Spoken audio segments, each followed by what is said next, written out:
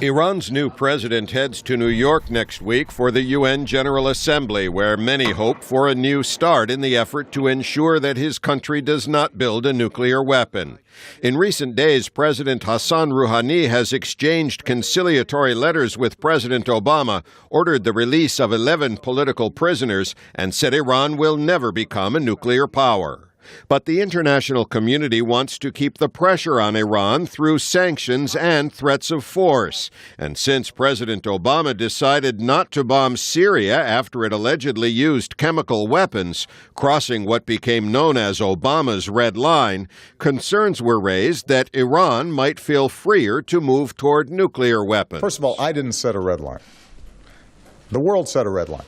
The president was referring to the 1925 Geneva Protocol that bans chemical weapons worldwide.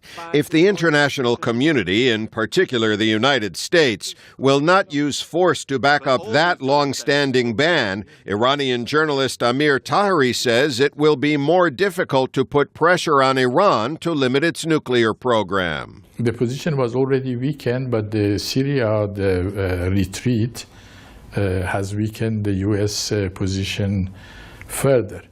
But not all experts agree that the Syria chemical issue is directly linked to the Iran nuclear issue.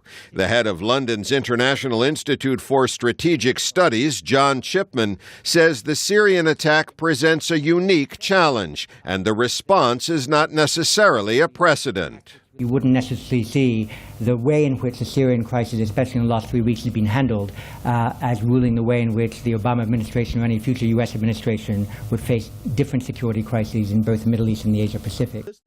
Experts note the potential danger from Iran getting a nuclear weapon is far greater than the concern about chemical weapons in Syria.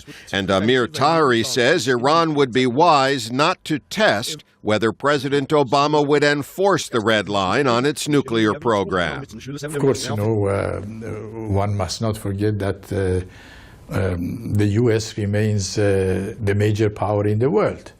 And it should never be underestimated.